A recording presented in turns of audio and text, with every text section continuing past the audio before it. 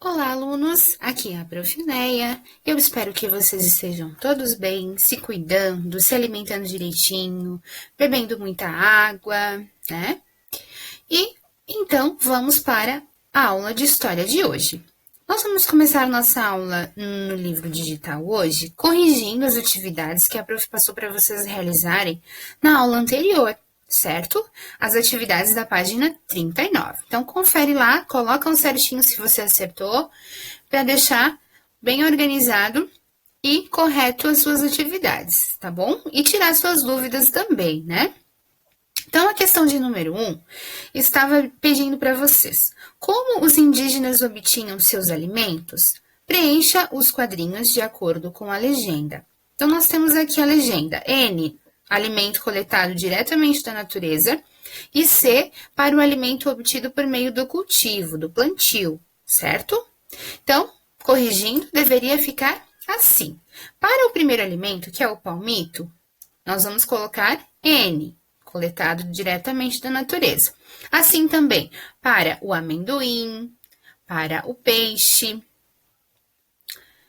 Para o feijão, que nós temos aqui, nós vamos colocar C, porque para obter o feijão é preciso plantar.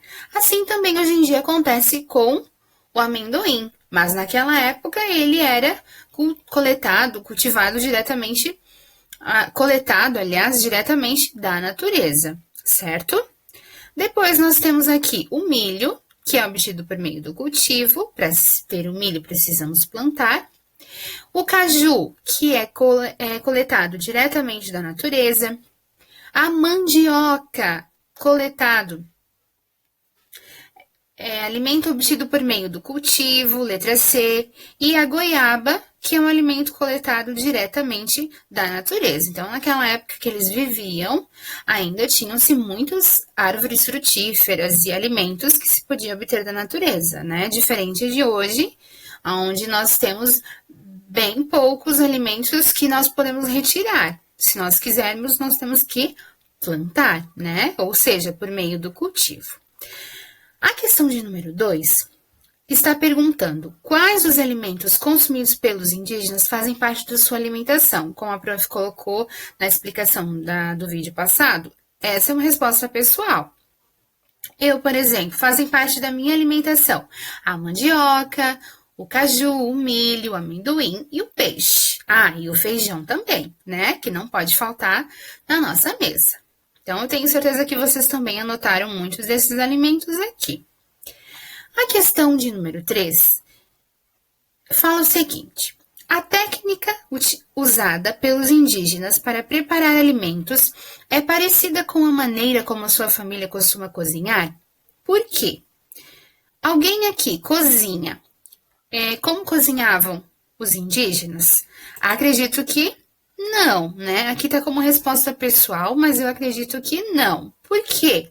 Porque hoje nós não fizemos mais um buraquinho no chão e colocamos alimentos diretamente na brasa. Nós temos muitas utilidades, utensílios, domésticos, que nos ajudam a preparar os alimentos, né? A tecnologia invadiu as nossas casas e nós temos uma facilidade bem grande para fazer o nosso alimento, certo? Como exemplos, o fogão a gás, o forno, o micro-ondas, a fritadeira elétrica e muitas outras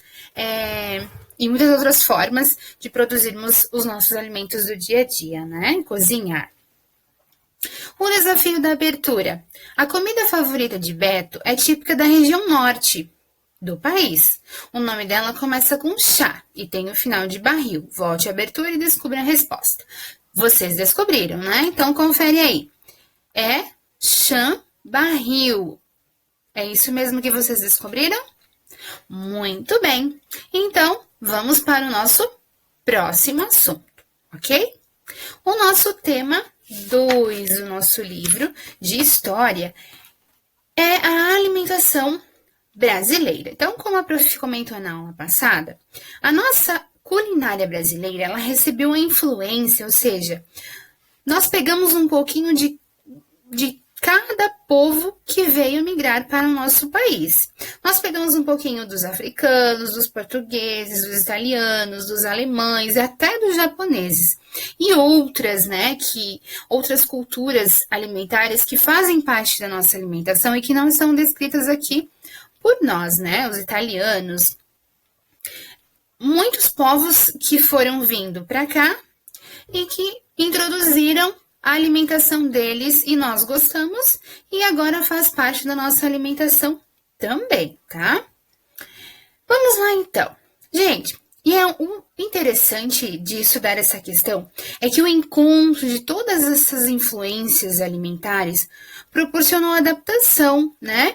E assim criaram-se novas receitas. Então, às vezes, vamos dar um exemplo, um asiático, um chinês chegou com uma receita aqui queria peixe, farinha, farinha não, né, prof? Farinha não vai, arroz e um outro legume. Mas como aqui no Brasil não é comum nós termos o legume que eles utilizavam lá, nós adaptamos, nós colocamos o que é produzido aqui. Então, essas adaptações acontecem é muito frequente com a alimentação que vai chegando de outros povos. E aconteceu, né? Nem sempre o que nós comemos aqui, de fato, que é de origem italiana, japonesa, alemã, é assim que eles produzem com os mesmos ingredientes lá no país de origem, certo? Então, tem-se muita adaptação na culinária brasileira, mesmo que influenciada por outros povos, ok? E por isso a nossa culinária é rica e variada, como nós conhecemos, certo? Então vamos lá. O livro, aliás, traz para nós algumas imagens de alimentos. Temos aqui a abóbora, o inhame, o óleo de dendê, acredito que seja, não tem legenda, né? A pimenta e a melancia, certo? O que esses alimentos têm em comum? Começamos a leitura aqui, então. A variedade e a riqueza culinária do Brasil são produto da mistura de sabores vindos de diversos lugares do mundo. Os africanos tem algo a ver com a nossa alimentação, com a nossa culinária brasileira? Sim, eles foram trazidos ao Brasil pelos portugueses e trabalhavam como escravos aqui. Então, esses alimentos que a gente viu aqui em cima foram alimentos trazidos e que começaram a fazer parte da alimentação do brasileiro com a chegada dos africanos que vieram trazidos para o Brasil como escravos pelos portugueses. Eles trabalhavam para os portugueses de forma escrava mesmo, tá? Então, foram eles que trouxeram essas alimentações aqui, como, né, exemplos de alguns. O inhame, a abóbora, o quiabo, o dendê e a pimenta. Muitos pratos foram modificados, porque aqui não havia os mesmos ingredientes, como a prof citou para vocês. Na África, por exemplo, o pirão era feito com farinha de sorgo, que é um tipo de milho, e caldo de peixe. No Brasil, a farinha de sorgo foi substituída pela farinha de mandioca. E vocês sabem o porquê, né?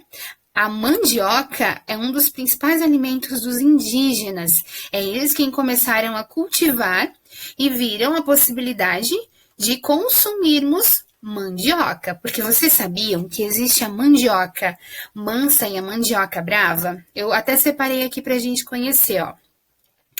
Existem 2 tipos de variedade de mandioca, as bravas e as mansas. As mansas são essas de mesa que nós comemos. O que diferencia elas é que as mandiocas bravas possuem muito mais toxina que as variedades mansas, que possuem muito pouca toxina, também chamada de aipim ou macaxeira. A mandioca mansa é a que consumimos em casa, cozida ou frita. Já a mandioca brava, ela é utilizada exclusivamente pela indústria para fazer as farinhas, amidos e outros produtos industriais. Então, uma curiosidade para vocês aí, né? A mandioca, que é um alimento influenciado pela cultura indígena, tem também a mandioca tóxica, que é a mandioca brava, que se nós consumirmos ela de forma crua e sem os devidos cuidados, ela pode trazer grandes problemas para a nossa saúde, certo? Então, muito bem, esses foram os alimentos trazidos pelos africanos, ok? E agora nós temos aqui um docinho que parece ser um docinho muito delicioso, né? Vamos descobrir o nome dele. E com isso nós vamos falar dos portugueses. Isso mesmo, os descobridores do nosso país, que hoje chamamos de Brasil. O que eles trouxeram com eles quando eles vieram aqui descobrir o nosso país, então? Então, vamos lá. Quando os portugueses começaram a colonizar o Brasil e introduziram seus costumes alimentares como o consumo de trigo, aveia de centeio e também verduras como couve e repolho. Então, esses alimentos foram alguns dos alimentos principais que os portugueses trouxeram quando eles começaram a colonizar o nosso Brasil, ou seja, começaram a vir para cá e desvendar as riquezas que o nosso país tinha. E de lá de Portugal, então, eles trouxeram o trigo, de aveia, de centeio e também de verduras, como a couve e o repolho. Os portugueses também começaram a ensinar a criar galinhas, porcos, as vacas, dos quais podiam obter ovos, carne e leite, usados para fazer pratos doces e salgados. Então, eles mostraram aqui para os indígenas, e agora nós temos essa herança, né, culinária, que juntando o trigo de centeio ou aveia com ovos da galinha e leite da vaca, poderiam se obter pratos doces e salgados, ok? Então, foram eles que trouxeram essa nova forma de alimentação aqui, de alimentos obtidos através da criação de galinhas, de porcos, de vacas, dos quais esses animais também fornecem outros alimentos, como o ovo, a carne e o leite. Beleza, gente? Entendido? Muito bem, aqui nós temos um prato muito bom também. Eu acredito que todo mundo goste, que não é muito saudável, né? Porque tem salsicha embutido, mas a gente gosta. Um pouquinho lá de vez em quando pode, né? Não vamos exagerar. Uma macarronada de salsicha. Mas qual povo que trouxe para nós essa macarronada do qual nós gostamos? Há cerca de 200 anos, começaram a vir para o Brasil pessoas de várias outras partes do mundo. Isso mesmo. Além dos portugueses, quando o Brasil já estava descoberto, outros povos viram que aqui tinha uma riqueza muito grande e começaram a vir para cá também. Só que com eles vieram e trouxeram a sua tradição alimentar. Então, cada povo que veio migrar para cá, conhecer e ficou, deixou aqui para nós a sua culinária, um pouquinho dela, né? Os pratos feitos com massas à base de trigo, por exemplo, passaram a ser muito consumidos no Brasil por causa dos italianos. Os alemães, que é a nossa tradição aqui do nosso município, Blumenau, temos bastante pessoas de origem alemãs e que guardam as tradições culinárias desse povo, né? Os alemães trouxeram gosto pelos embutidos, como a salsicha e a linguiça. E tem outros também, né? Tem uma torta de chocolate, de bolacha, que vocês vão adorar. Deixei a receita para vocês no slide, para vocês fazerem com o pai e com a mãe.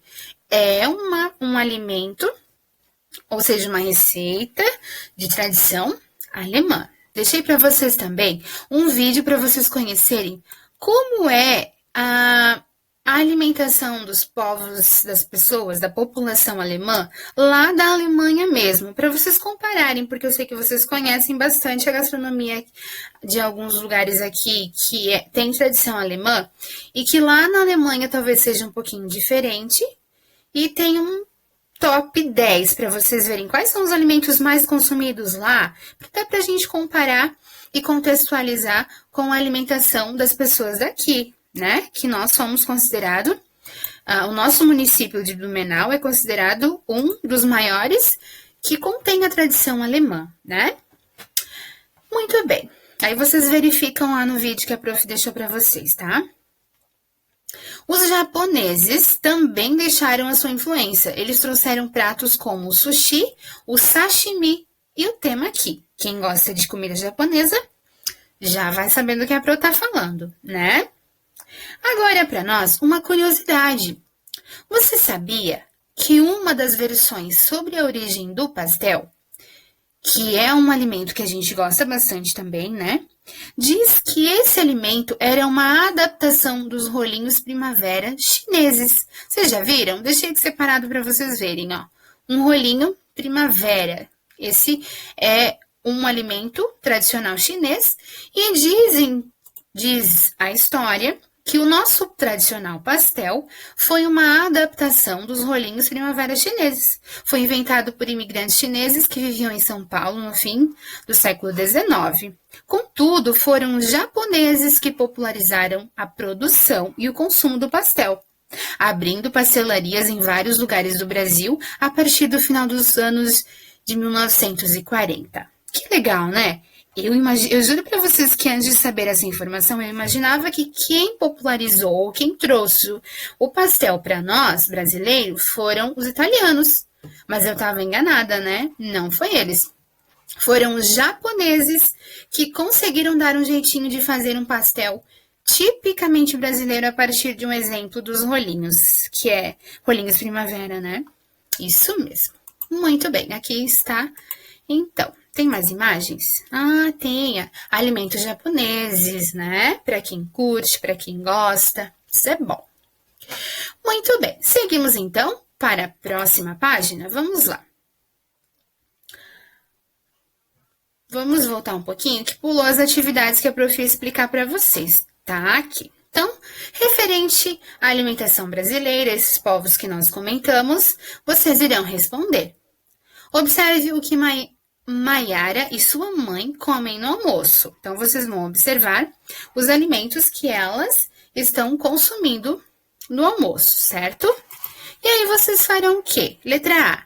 Circule os alimentos que já eram consumidos pelos indígenas antes da chegada dos portugueses. O que é importante? Vocês primeiro terão que saber quais são os alimentos que os indígenas já consumiam.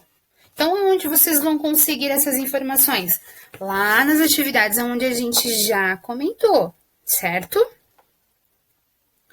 Aí depois vocês vão circular aqui na imagem o que eles consumiam antes dos portugueses, certo? O que é importante? Vamos lembrar que os indígenas, eles cultivavam e coletavam. Então, eles ainda não tinham torta salgada, não criavam animais, certo? Não tinham ainda o quiabo e muitos outros alimentos que vocês vão ver aqui. Letra B. Qual alimento começou a ser consumido no Brasil após a chegada dos africanos? Aqui, que está na mesa dela. O que os africanos trouxeram e que elas estão consumindo? Que nós começamos a consumir também. Não é tão tradicional na nossa região, mas nós consumimos, né? Tem algumas receitas que vão esse alimento trazido pelos africanos. Número 2. Quais alimentos começaram a ser consumidos no Brasil após a chegada dos portugueses? Então, vocês vão listar aqui todos os alimentos que os portugueses trouxeram para a nossa região quando eles começaram a colonizar as terras aqui, que seriam chamadas de Brasil, ok? Número 3. Qual tipo de alimento se tornou popular no Brasil com a chegada dos italianos? Essa é fácil, né? Nós acabamos de falar sobre ela. E a número 4, assinale os pratos que são tipicamente japoneses. E aí? Quais pratos são tipicamente japoneses? Eu não sei o nome, mas vocês já podem ver pelas imagens quais deles são e quais não são, ok? Desafio da abertura. Quando está com vontade de comer bolo, Camila só pensa em um que é típico do estado de Pernambuco. Volte à abertura da unidade para encontrar a resposta. Então, vocês vão voltar lá, vão procurar o estado do Pernambuco para descobrir qual é o alimento que a Camila está com vontade de comer, ok?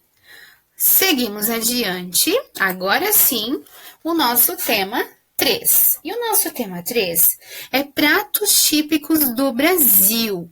Alguns pratos, a culinária que é típica e com certeza, talvez, se não ouviu falar, já comeu, já experimentou. O primeiro vídeo que nós vamos ver, aliás, o vídeo que a gente vai ver é o mineiro e o queijo. Vamos ver então.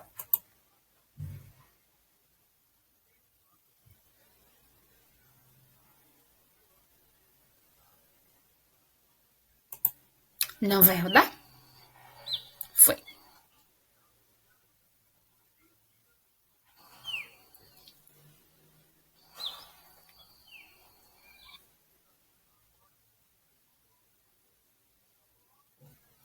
A prof vai dar uma pausa para deixar carregando e depois que a gente terminar o conteúdo, a gente volta aqui para ver se deu certo, tá bom? Então vamos conhecer o bobó de camarão. Vamos conhecer também o pão de queijo, que já é um pouco conhecido e muito gostoso, né? E o cuscuz de tapioca, certo? Então vamos lá. O bobó de camarão, ele é um prato consumido na região norte e nordeste do Brasil. Os principais ingredientes que compõem ele são, vamos ver aqui, esses alimentos aqui. Camarão, a mandioca, leite de coco e esse daqui, vamos ver qual é o nome dele. Castanha do caju, isso mesmo, de caju. Camarão, leite de coco, castanha de caju e mandioca, ou macaxeira, aipim, né? Os nomes para esse alimento aqui. Antes da chegada dos portugueses, a mandioca já era utilizada em quase todas as refeições dos indígenas. E o bobó de camarão, que é um prato típico dessa região, apresenta esse ingrediente que era muito comum na alimentação dos indígenas. Temos também aqui, vamos ampliar essa imagem para nós vermos como fica então o bobó de camarão. Parece ser gostoso, né, gente? Quem gosta de camarão, então? E o pão de queijo? Pão de queijo muito conhecido, é muito consumido em todo o país. Ele é feito com polvilho, uma farinha fina à base de mandioca, como a gente viu ali nessa pesquisa que a prof fez rapidinho. A mandioca que é utilizada na indústria para fazer farinhas e tudo mais é a mandioca brava, né? Mas depois de processada, ela não apresenta mais o perigo. Além, então, da farinha de mandioca, que é o polvilho, a farinha fina, vai para fazer o pão de queijo. O queijo, ovos e leite. O pão de queijo teve origem, provavelmente, nas fazendas mineiras durante o século 10, 5, 6, 7, 18. Lembram dos séculos? Aqui, então, está a imagem do nosso querido e amado pão de queijo. A gente gosta bastante dele, né? Um cafezinho à tarde.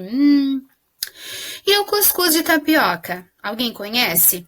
Ele é um prato de origem árabe, mas preparado com um ingrediente típico da culinária indígena, a fécula de mandioca ou amido de mandioca. Em alguns lugares é conhecido como pudim de tapioca ou cuscuz branco. É feito com tapioca, açúcar, leite e coco ralado. Também parece ficar delicioso, né? Olha só, gente, se não dá água na boca. Esse coco ralado por cima, ficando com fome. E vocês também, né? Vamos para as atividades, então? Número 1, já que conhecemos algumas tradições culinárias aqui do Brasil, qual é o ingrediente comum aos 3 pratos típicos apresentados na página 42? Nós falamos em todas as receitas aqui dos 3 pratos, um ingrediente que está presente em todos, não da mesma forma, com a mesma consistência, mas de forma diferente. E vocês vão responder qual é esse alimento e qual é a origem dele. Qual foi o povo que influenciou na alimentação desse alimento? A número 2, vocês vão ler o texto e responder as perguntas. A lenda da mandioca. Responder. O que o autor quis dizer nos versos puramente brasileira e nativa e verdadeira? Gente, tá com dúvida em algumas palavras? Procurem o significado delas no dicionário. Talvez aqui o puramente brasileira vocês não vão ficar com dúvida, mas nativa, talvez sim, né? Associem a palavra nativa com mata nativa. Mata nativa eu acredito que vocês saibam. Então, tiram mata, fica o nativa. Mas associado ao texto, a lenda da mandioca, ok? E o desafio da abertura. O único prato típico do Sudeste que Laura não comeu foi o do Espírito Santo. Volte à abertura da unidade para encontrar a resposta. Então, voltem lá, procurem e tentem ajudar a Laura a encontrar o prato que ela